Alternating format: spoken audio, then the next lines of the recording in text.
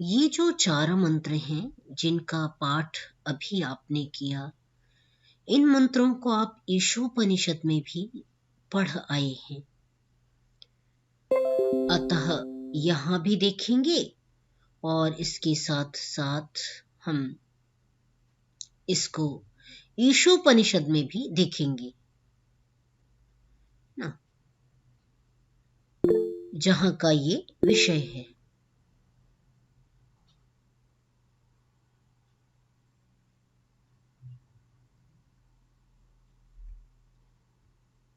इसकी चर्चा हमने ईशोपनिषद का जो यजुर्वेद का जो 40वां अध्याय है, जिसका ईशोपनिषद में पाठ उपलब्ध होता है, वहां पर ही इसका पाठ किया गया है।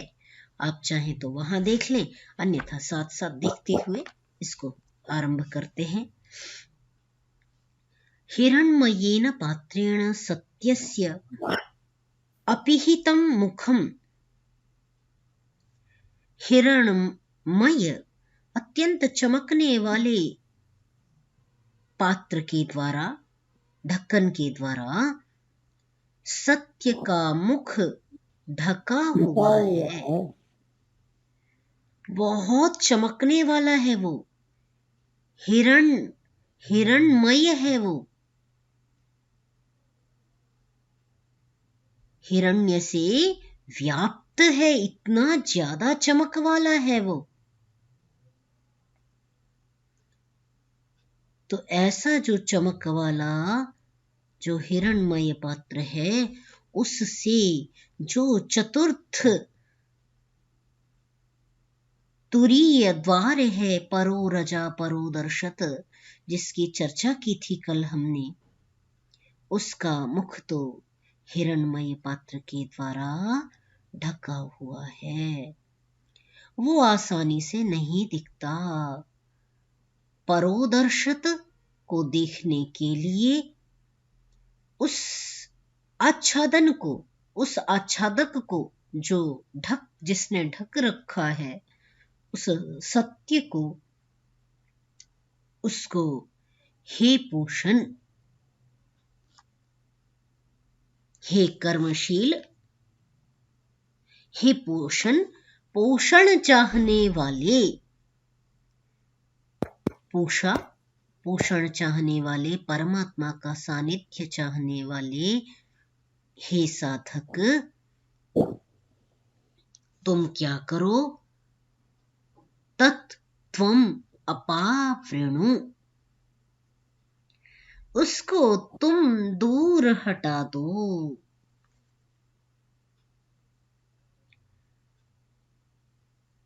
ठीक है, उस चौथे चरण को देखने के लिए, उस तुरीय पद का दर्शन करने के लिए, तो जो सत्य से जिस सत्य का मुख हिरणमय आच्छादक के द्वारा ढका हुआ है, उसको तुम हे पोषण चाहने वाले, तन्मय होने वाले जीवात्मा, उस आच्छादक को हटा दो। किस लिए? सत्य धर्माय दृष्टये, सत्य धर्म के दर्शन करने के लिए, सत्य स्वरूप का मैं दर्शन कर सकूं।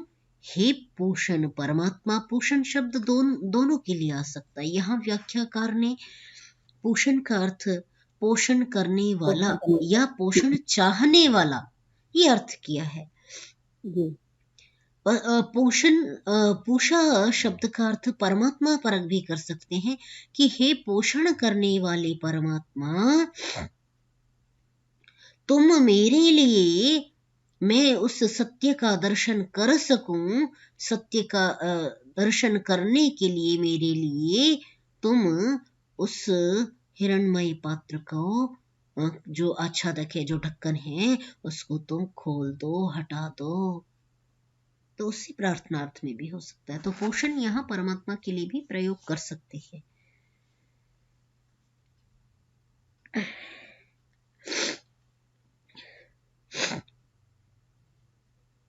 पोषण ने कर्षि यम सूर्यं प्राजापत्यं व्यूहरश्मीन् समूहः तेजो यत्ते रूपं कल्याणतमं तत्ते पश्यामि। क्या कहा? हे पोषण, हे पुष्टि देने वाले, एकर्षे, एक ऋषि, एकमात्र दृष्टा, सभी भोक्ता हैं परंतु दृष्टा एकमात्र तुम हो, इसलिए एकर्षे शब्द का प्रयोग किया है। एक ऋषि, एकर्षि, एकर्षे संबोधन में चला गया तो ऋषि दर्शनात्, दर्शन करने से वो ऋषि कहलाता है। तो जो दृष्टा है वो एकमात्र परमात्मा है, इसलिए कहा हे पोषण, हे एकर्षे, संबोधन में परमात्मा से कहा जा रहा है। आप साथ साथ इसको ईशोपनिषद की पृष्ठ संख्या 25 से 28 में देख सकते हैं। तो साथ साथ यदि अर्थ देखना है तो वहां भी देख सकते हैं खोल करके। 15, 16, 17, 18 ये 4 ऋचाएं, 4 वचन वहां पर इसी तरह है। ठीक है, मैं साथ साथ वहीं देख रही हूं, आप भी देख सकते हैं। एकर्षे, हे एकर्षे परमात्मन यमा, अभी यम को लोक भाषा में यम से बहुत भिन्न अर्थ कर देते हैं। यम जो यमु उपरमे, यमः जो सभी पदार्थों को अपने अपने कार्यों में उपरम कराता है, रमण कराता है, कार्य में नियमों में रखता है, कार्यों में लगाता है। जिसने सूर्य, चंद्र, द्यावा, पृथ्वी, अंतरिक्ष, वायु सभी देवताओं को अपने अपने कार्यों में नियत किया हुआ है। सूर्य कभी कहे कि मुझे आज उदित नहीं होना, मुझे तो चादर ओढ़ के सोना है, मुझे तो मन ही नहीं हो रहा उठने का, ऐसा नहीं कहेगा, है ना। सूर्य चाहे कि नहीं, अब मुझे तो पृथ्वीवासी बहुत अच्छा जल नहीं दे रहे, शुद्ध व्यवहार नहीं कर रहे, अतः मैं तो अब इनको जलाऊंगा। कुछ भी नियम से प्रकृति नहीं जाती, जैसा परमात्मा ने नियम में रखा हुआ है। समुद्र अपनी सीमा में विद्यमान है, अग्नि अपनी सीमा में विद्यमान है, जल अपनी सीमा में विद्यमान है, ये सभी अपनी सीमा में विद्यमान रहें। इसलिए हम बहुत सारी प्रार्थनाएं करते हैं।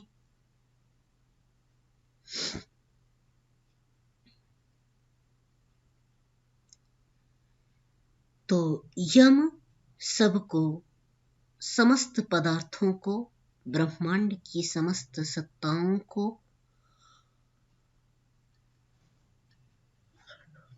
नियम में रखने वाले परमात्मा, हे कल्याणतमम, नहीं, हे सूर्य, सबको प्रेरणा देने वाले ऐश्वर्य स्वरूप परमात्मा, प्राजापत्य संबोधनांत है, हे प्राजापत्य, तो प्रजाओं का पालन करने वाले परमात्मा, प्रजाओं की स्वामी, प्रजाओं की जन्मदाता, उत्पादयिता, पालन करता और संहार करता, तो प्रजापति परमात्मा है, इसलिए उसकी संतानें प्राजापत्य, प्राजापत्य जो पिता है उसकी हम संतानें हैं प्रजापति परमात्मा की, इसके संदर्भ में उसको प्राजापत्य है यहां स्मरण किया गया कि हे प्रजापति परमात्मा, प्रजाओं के पालन करने वाले परमात्मन, व्यूहन कर दें, फैला दें। किसको? रश्मीन व्यूह। आप अपनी रश्मियों को फैला दीजिए। रश्मियों को फैला करके और समूह, रश्मीन समूह इकट्ठा कर लेवें। जो रश्मियां हैं, रश्मियों को फैला करके और उनको इकट्ठा कर लें। कैसे? जो सूर्य है, सूर्य स्वरूप कहा जा रहा है, तो उसकी किरणों के अंदर सूर्य परमात्मा विद्यमान है। तो किरणों को केवल फैलाएं ही नहीं, किरणों को इकट्ठा करके मुझे अपने स्वरूप का दर्शन दे देवें। किरणों की चौंध से मैं अंदर का दर्शन न कर सकूं, ऐसा भी ना होवे। किरणों को फैला करके पुनः समूह इकट्ठा कर एकत्रित करें, जिससे मैं आपका दर्शन यत ते तेजह, जो आपका जो तेजह स्वरूप है, इस प्रकार किरणों को आप इकट्ठा कर लेवे। जो आपका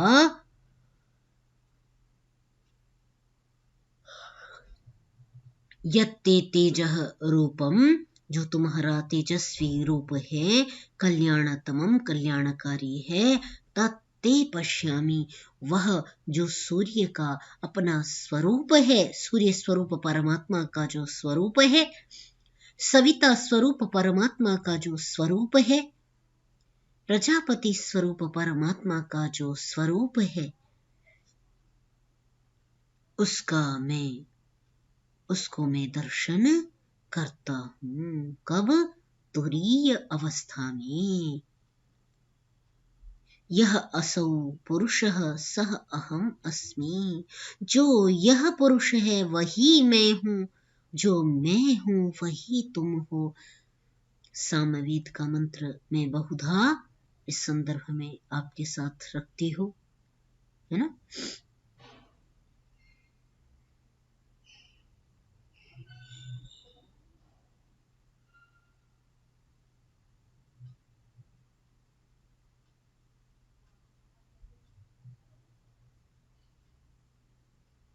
यदहं स्याम तत्त्वं वाघस्याहं स्युष्टे सत्या इहासिषः। ये सामवेद का मंत्र है। जो मैं हूं वही तुम हो, जो तुम हो वही मैं हूं।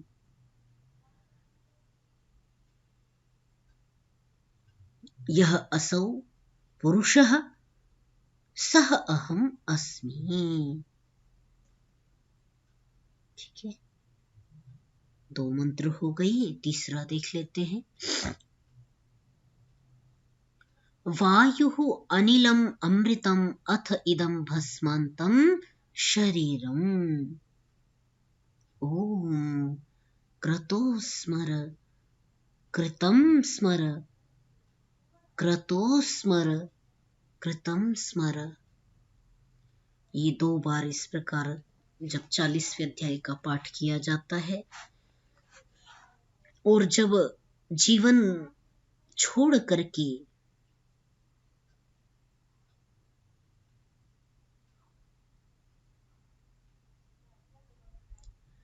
जब जीवात्मा यहाँ से प्रस्थान करता है, तो उसके सभी तत्व, पंच तत्व अपने अपने तत्वों में विलीन हो जाएं।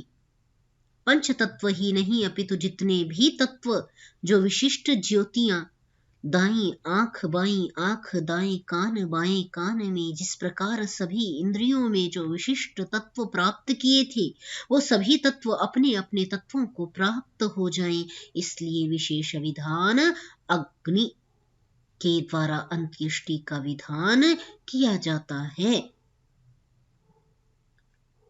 अतः अंतिम इष्टि जो है उसमें इन मंत्रों का पाठ किया जाता है, इन मंत्रों का पाठ होता है वहां भी। तो वायु अनिलम अमृतम अथ इदम, यह जो वायु जीवात्मा है, जो गति रूप पर जीवात्मा है ना महोदय जी। अंतिम अंत्य संस्कार के समय 15वां अध्याय भगवत गीता का उसका उच्चारण करना चाहिए व न? अंतिम संस्कार में जो विनियोग है, मंत्रों से आहुतियां देना चाहिए। आहुतियां मंत्रों से दीजिए, जो वेद के मंत्र हैं। क्रिया कर्म जहां तक करना है वहां तक, परंतु उससे पहले उसके बाद आप पाठ कर सकते हैं। 15 अध्याय का पाठ कर सकते हैं बाद में। पर जब शांति जब आप कर रहे हैं घर में, हाँ, घर पे जो शांति करते जब कर सकते हैं। और जब शांति जैसे कुछ 13वीं मना रहे हैं, कुछ 5वें दिन कर रहे हैं, चौथे दिन कर रहे हैं, उससे पहले भी पाठ कर सकते हैं उसका, बिल्कुल कर सकते हैं। क्योंकि केवल 15 अध्याय का 15वें का भी कर सकते हैं। और उसमें मैंने शशि जी कौन सा हमने पहले चर्चा की थी, दूसरे अध्याय की, दूसरे की थी मैंने। हाँ, दूसरे का भी कर सकते हैं, क्योंकि दूसरे में आत्मा का स्वरूप है ना, आत्मा का पूरा जीवात्मा का वर्णन है। तो जीवात्मा का गति सदगति हो, जीवात्मा का सब सही प्रकार से बोध हो, इसलिए किसी भी वो जो पुराण है, कौन सा, गरुड़ पुराण, गरुड़ पुराण का पाठ नहीं करना है। नहीं करना। ये केवल भ्रांति को उत्पन्न करने वाला है, शास्त्र विरुद्ध है। शास्त्र सम्मत जो बातें हम शास्त्र में पढ़ रहे हैं, जान रहे हैं, वो हमारा मार्ग किस प्रकार प्रदर्शित कर रहे हैं, उस प्रकार जाना है। तो गरुड़ पुराण जो है शास्त्र विरुद्ध है, वेद विरुद्ध कथन का निर्देश करता है। जीवात्मा किस किस प्रकार के वहां पर लोगों की सर्जना कर दिया, भयभीत करने वाले वचनों का कथन किया गया है। जबकि यहाँ पर आप उपनिषद में देख रहे हैं जीवात्मा की गति किस किस प्रकार है, वो बहुत सुंदर और स्पष्ट तरीके से यहाँ पर बताया गया है।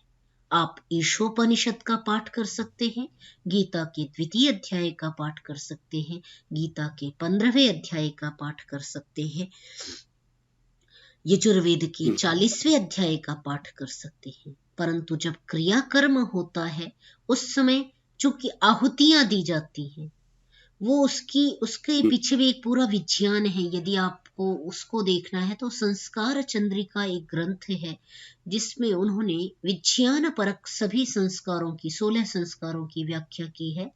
वो भी ये लेखक यही है, सत्यव्रत सिद्धांत अलंकार, जिसका हम उपनिषद पढ़ रहे हैं। उस ग्रंथ के लेखक भी यही है संभवतः, जहां तक मुझे यह स्मरण है, यदि मैं भ्रम में नहीं हूं तो। उसको देखेंगे तो वहां पर उन्होंने वो जो मंत्रों की आहुतियां और मंत्रों का जो दोहराव किया जाता है, संभवतः वो 421 मंत्र बनते हैं जाकर के। उनका क्यों इतने ही मंत्रों की आहुति पढ़नी चाहिए, उसके पीछे पूरा स्पष्ट और उसका चिंतन है कि क्यों इतनी आहुतियां दी जाती हैं। विशेष विधान वहां पर इसका वर्णन। कौन सा ग्रंथ महोदय? हाँ जी, कौन सा ग्रंथ आप बोले? मैं उसकी आज PDF भेज दूंगी, संस्कार चंद्रिका। मेरे पास PDF है, मैं शेयर करती हूँ। हाँ, समूह में स्वामी जी संस्कार विधि में भी पूरा वर्णन है। क्या मैंने मंत्रों की संख्या सही बोली क्या? 421 है क्या? कुछ थोड़ा सा भ्रम, ये मैंने भी इतना तो मुझे ध्यान नहीं है महोदय, वो तो देखने में पता याद है। मैं देख के बताती हूँ। हाँ जी, हाँ जी, ठीक है। कुछ इसी प्रकार 400 के आसपास ही है, ऐसा ही, थोड़ा सा मैं भ्रमित ना हूं तो। उसका स्पष्ट चिंतन है कि क्यों इतने ही दोहराव के साथ इतनी करके उसको बोलना है। तो ठीक है, वो विषय इससे भिन्न है, परंतु आपका जो प्रश्न है उसका उत्तर यही है कि आप कर सकते हैं, क्योंकि उसमें पुरुषोत्तम है। 15वां अध्याय जो है गीता का वो पुरुषोत्तम है, और पुरुषोत्तम में परम पिता परमात्मा का स्मरण है, इसलिए आप उसका पाठ कर सकते हैं। धन्यवाद। देखिए, वायु अनिलम अमृतम अथ इदम भस्मांतम शरीरम। जो सूत्रात्मा वायु है, जो इस शरीर में रहने वाला जीवात्मा है, प्राण रूप जो जीवात्मा है,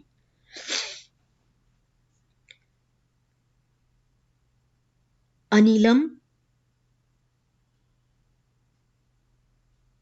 और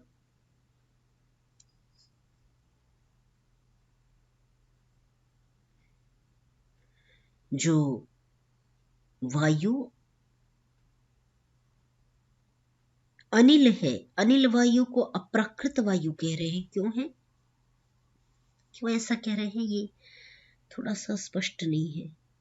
क्यों इसको अनिल अप्राकृत वायु कह रहे हैं, प्राकृत नहीं है।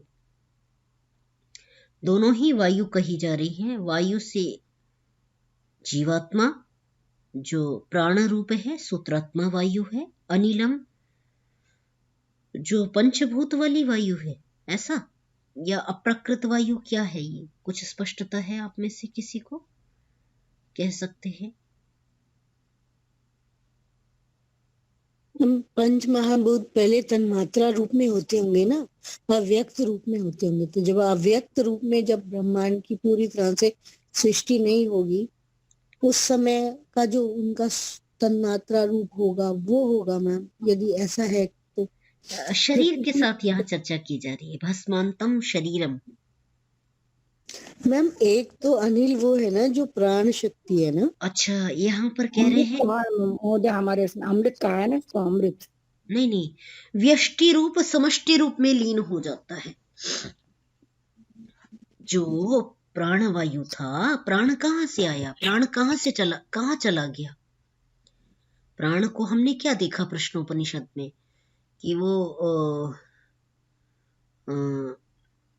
आत्मा जब प्रवेश किया तो उसके साथ ही उसकी आकृति रूप में परछाई की तरह प्रविष्ट हो जाता है। प्राण अलग से नहीं आ सकता, उसकी परछाई बताया, उसकी परछाई है। अब बहुत सारी अब लोक में भ्रांत धारणाएं हैं, इस संदर्भ में अभी तो कोई ऐसी चर्चा नहीं करनी चाहिए तो उत्तम होगा, परंतु ये भ्रांत धारणाएं हैं। केवल प्राण नहीं आता, ठीक है, आत्मा के पीछे प्राण प्रवेश करता है।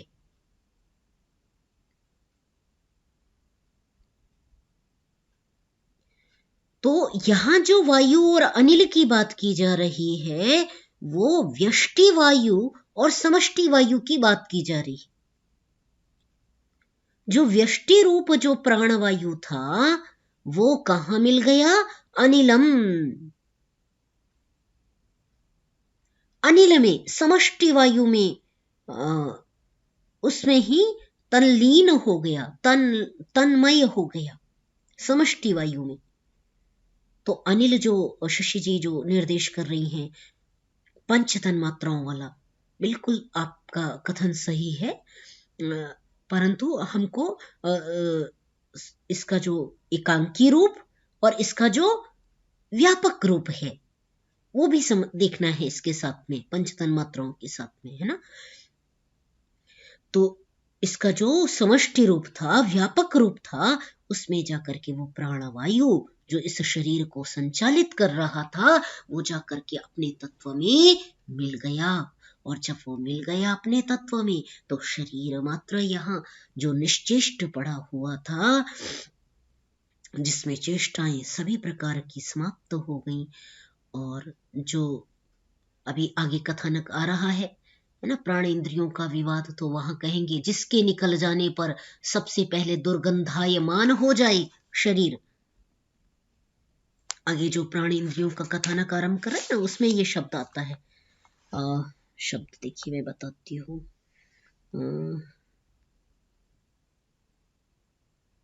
यहाँ पर एक शब्द आएगा कि दुर्गंध युक्त हो जाए, पूति युक्त हो जाए, जिसके निकल जाने से सबसे पहले शरीर दुर्गंध से युक्त हो जाता है, वही इसका स्वामी है ना जी, प्राण। हाँ, तो वो आगे आएगा। तो वो पूति शब्द गंध के लिए प्रयोग किया जाता है, दुर्गंधायमान हो जाने वाला। तो ये आगे आएगा, ये कथनकारी है प्राण इंद्रियों का विवाद, तीसरी बार हम यहाँ पढ़ने वाले हैं अभी।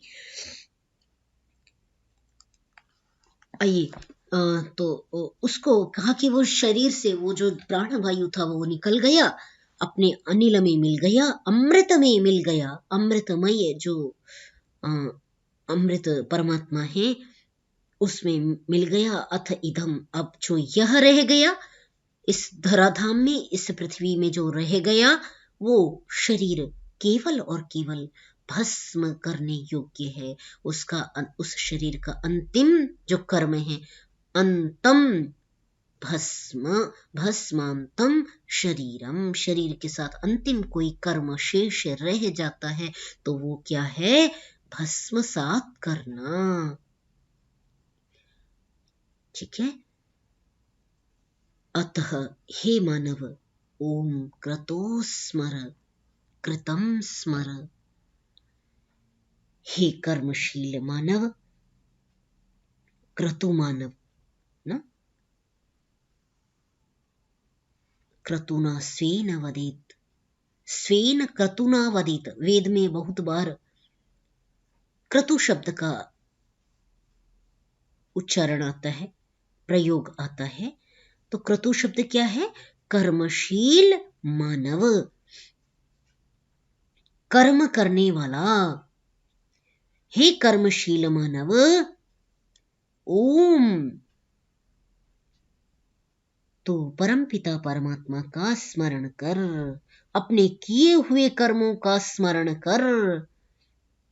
अंतिम समय में हमने कहा ना कि वो एक दिव्य उसकी आभासी बनती है और वो सब समस्त मस्तिष्क में समस्त जीवन चक्र को जो उसको देखता है, समझता है, और उसके बाद अपने जीवन अंतिम कहाँ अग्रिम जन्म लेना है उसके लिए उसकी स्थिति बन जाती है कि मुझे अब इसके बाद इस योनि में प्रवेश करना है। जिस प्रधान गुण प्रधान होता है, सत्व प्रधान है तो सत्व, रजः प्रधान है, तमः प्रधान है, जिस गुण प्रधान उसकी संपूर्ण जीवन काल में वृत्ति रही, उस ओर उस जीवात्मा की अग्रिम गति होती है। हमारे महोदय एक क्लेवेश स्मरण दिया है निर्बलता दूर करने के लिए स्मरण से। ओम कृतो स्मर, हाँ, फिर क्लेवेश स्मर, कृतम स्मर, कृतम स्मर, क्लेवेश स्मर, फिर कृतम स्मर। अच्छा, ऐसा करके दिया है। हाँ जी, ऐसा दिया है। हाँ जी, ठीक है। इस वाली में ऐसा नहीं दिया, 2 बार उसी को दोहराव कर दिया है। कोई बात नहीं, तो क्लेवेश स्मर भी बात वही है जी, उसको भी देख लें। क्या उसमें बताया गया है वो भी आप बता दें। निर्बलता दूर करने के लिए स्मरण कर। किसके लिए? निर्बलता दुर्बलता को दूर करने के लिए, कमजोरी दूर। हाँ हाँ। अच्छा, तो जो शरीर है ना, जिसके निकल जाने पर वो जो है पापिष्ट तरम शब्द का प्रयोग था।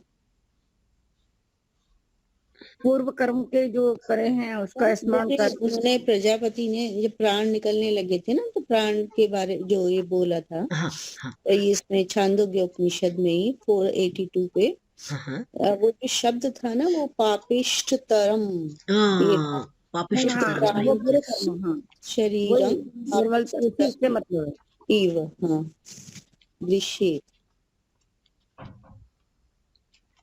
बहुत अच्छा। इसी तरह आप कितनी जल्दी पहुंच जाते हैं, ये अच्छा लगता है। इसी तरह बार बार इसी प्रकार देखा करें तो बहुत अच्छा है। 482 में तो ये कथानक है पुनः, शशि जी। मैम उसी में वो वर्ड आया है जो मैंने अभी बोला ना, अच्छा उत्क्रांते शरीरम पापिष्टतरम एव दृश्येत। ये उसका जो पीछे का पेज है ना 481, अच्छा अच्छा उस पर लिखा हुआ है ये ना, अच्छा। पापिष्ठ यस्मिन् तरम शब्द का उत्क्रांते प्रयोग आया, शरीरम ऐसा आप कह रहे हैं। अच्छा पापिष्टतरम हाँ, जिसके दृश्येत। निकल जाने पे पापिष्ठ तर हो जाए, शरीर बिगड़ने लग जाए, बेकार हो जाए, है ना, गंधायमान होने लग जाए। ठीक है। और इस ये कथानक कुछ परिवर्तन के साथ इससे पहले भी आया है ना, केन में। मैम केन में तो नहीं आया होगा जहाँ क्योंकि हेमवती उषा का जहाँ वो है, तो सभी इंद्रियां आती हैं जाती हैं करके।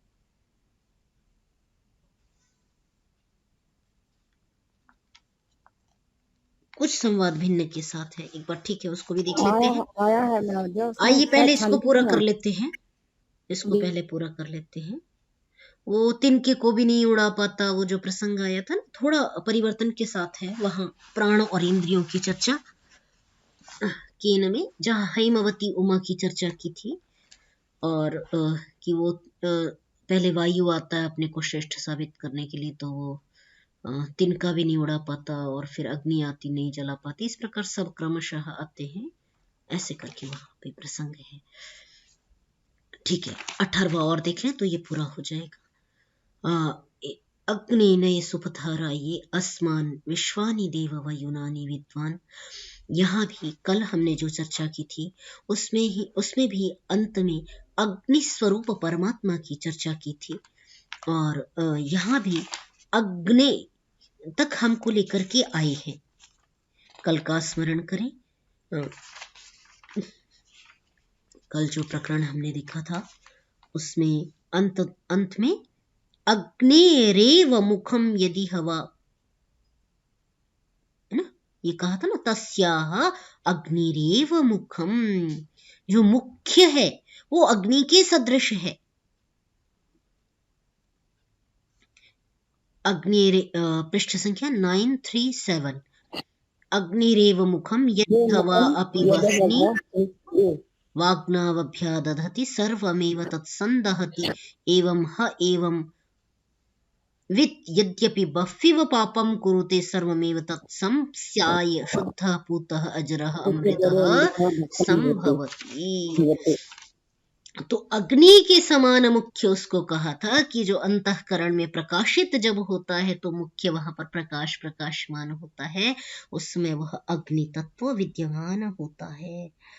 उसी बात को यहाँ भी कह रहे हैं, है ना। तो कहा, हे अग्नि रूप परमात्मन, प्रकाश रूप परमात्मन, हे प्रकाश स्वरूप परमात्मन, हे भगवन, सुपथाराये नय, जो सुपथ है उससे मुझे लेकर के चल। किसके लिए? ऐश्वर्य के लिए, अभ्युदय के लिए। मैं संसार में रहूं तो अभ्युदय करता हुआ निश्रेयस के पथ में प्रशस्त हूं, इसलिए राये, ऐश्वर्य के लिए, है ना, सुपथ मार्ग से ले चल। ऐश्वर्य तो चाहिए, परंतु ऐसा नहीं चाहिए कि जो पाप से अर्जित हो, किसी को कष्ट दे करके अर्जित हो, किसी का विनाश करके अर्जित हो, ऐसे करके नहीं चाहिए, है ना। वाह, बहुत सुंदर कथन है। अस्मान विश्वानि देव वयुनानि विद्वान, हे समस्त देव के, समस्त अस्मान हमको, विश्वानी संपूर्ण देव, हे भगवन आप, वयुनानि विद्वान, हमारे समस्त कर्मों को, विश्वानि वयुनानि, आप हमारे समस्त कर्मों को जानने वाले हो। ठीक है, हे अग्नि, हे देव, दो संबोधन है। हे अग्नि भी संबोधन है, फिर उसके बाद देव भी संबोधन है। तो कहा कि ऐश्वर्य के लिए हमको सन्मार्ग से ले चलो। हे देव, आप हमारी संपूर्ण कर्मों को जानने वाले हो। विद्वान यहाँ क्या जानने अर्थ के लिए, कि आप हमारे संपूर्ण कर्म को जानने वाले हो। विश्वानि वयुनानि विद्वान। आगे तीसरा चरण कहते हैं युयोधि अस्मत्, हमसे दूर कर दीजिए। किसको? जुहुराणम एनः, जो मेरे जुहुराण हैं, अत्यंत कुटिलता युक्त पापाचरण है, वो दूर कर मेरे दीजिए। अंदर कोई भी इस प्रकार की प्रवृत्ति है, हे परमात्मन युयोधि, हमसे उसको बहुत दूर कर दीजिए। युयोधि अस्मत्, हमसे दूर कर दीजिए। और एक बार नहीं, भूयिष्ठाम ते नमोक्तिम विधेम, भूयिष्ठा से बारंबार पौनः पुण्य के साथ मैं यही प्रार्थना, नमस्कार पूर्वक आपसे बारंबार यही प्रार्थना करता हूं कि हे जगदीश्वर, हे अग्नि, हे देव, मुझे सुपथ में ले चलिए। किसके लिए? अभ्युदय के लिए। अभ्युदय की प्राप्ति के लिए मैं सन्मार्ग का आश्रयण करूं। हे जगदीश्वर, आप मेरे समस्त कर्मों को जानने वाले हो, तो मैं ऐसा कोई पापाचरण ना करूं। हे परमात्मा, उस पाप बुद्धि को मेरी मुझसे दूर कर दीजिए। अस्मत् जुहुराणम एनः युयोधि भूयिष्ठाम ते नमोक्तिम विधेम। इस प्रकार मैं बार बार आपसे प्रार्थना करता हूँ। क्यों? क्योंकि मुझे उस मार्ग का दर्शन करना है, हिरण्मय पात्र का दर्शन करना है। उन हिरण्मय पात्र का आच्छादन को हटा करके उस सत्य का दर्शन करना है। अतः उस सत्य का दर्शन मैं कर सकूं, इसलिए उस आच्छादक को हटाने का सामर्थ्य मेरे अंदर उत्पन्न हो सके, अभ्युदय और निःश्रेयस को मैं प्राप्त कर सकूं, अभ्युदय पूर्वक निःश्रेयस को प्राप्त कर सकूं। ये बड़ी प्रार्थना इस प्रकरण में की गई। ये था तो बहुत थोड़ा सा, परंतु व्याख्याधीन था, इसलिए समय लगा। आज के लिए इतना ही। आपकी इच्छा हो तो ईशोपनिषद को आगे पीछे थोड़ा सा अवश्य पलट के देखिएगा, ऊपर नीचे का। ऊपर तदे जाति तन नहीं जाति वाले कुछ संभूति असंभूति की चर्चा की गई है। बहुत सुंदर प्रकरण ईशोपनिषद में भी है। ऊपर हमने प्रारंभ में किसी का धन चोरी न करने वाला, ईशावास्यमिदं सर्वम, संपूर्ण जगत में ईश ही व्याप्त है। फिर कहा था, उसमें हमने आत्महनन कोई न करे, वो तीसरा मंत्र, उसकी भी बात की थी। दूसरे मंत्र में कुर्वन्नेवेह कर्माणि की चर्चा की थी। निरंतर 100 वर्षों तक कर्म करता हुआ जीवन यापन करे। फिर तीसरे में असुरिया नामते लोकाः अंधेन तमसा वृताः, कोई भी सुसाइड न करे, इसका उपदेश दिया था, है ना। तो ये पूरा प्रकरण बड़ा सुंदर प्रकरण था। 40वां अध्याय, इसका पाठ, इसका थोड़ा सा एक बार मोटी मोटी नजरों से आप इसका स्वाध्याय कर सकते हैं। एक बार सिंहावलोकन, पुनरावलोकन करेंगे, अच्छा लगेगा, स्मरण आ जाएगा। पूरा प्रकरण देख लीजिए। आज के लिए इतना ही। आपका कोई प्रश्न, जिज्ञासा, चिंतन, विशेष विमर्श है तो रखिए। 40वां अध्याय किसका महोदय? यजुर्वेद, यजुर्वेद 40वां अध्याय ईशोपनिषद है। यजुर्वेद का जो 40वां अध्याय है ना, यजुर्वेद में 40 अध्याय है। पहला अध्याय आ ब्रह्मन, ब्राह्मणों से आरंभ होता है, और जो अंतिम अध्याय है 40वां अध्याय, जिसका ईशावास्यमिदं सर्वं यत्किंच जगत्यां जगत् तेन त्यक्तेन भुञ्जीथा मा वृथा कस्य स्विद्धनम्। इस मंत्र के साथ 40वां अध्याय आरंभ होता है। और ओम खम ब्रह्म, जो आज आपने ये पढ़ा है, ये जो मंत्र पढ़े हैं, अग्निनय सुपथा इत्यादि, ये मंत्र ही उस अध्याय के अंतिम मंत्र में आते हैं। तो यजुर्वेद के 40वां अध्याय बहुत महत्वपूर्ण है, उसका हम दर्शन कर सकते हैं, मंत्र रूप में भी दर्शन कर सकते हैं, ईशोपनिषद के साथ अर्थ के साथ भी दर्शन कर सकते हैं। तो आप कहेंगे तो मैं यजुर्वेद की PDF भी आपको यहाँ पर डाल दूंगी, उसको आप देख सकते हैं, और एक संस्कार चंद्रिका की PDF में आज प्रेषित कर देती हूँ। हाँ महोदय। ठीक है, अन्य कोई प्रश्न विमर्श?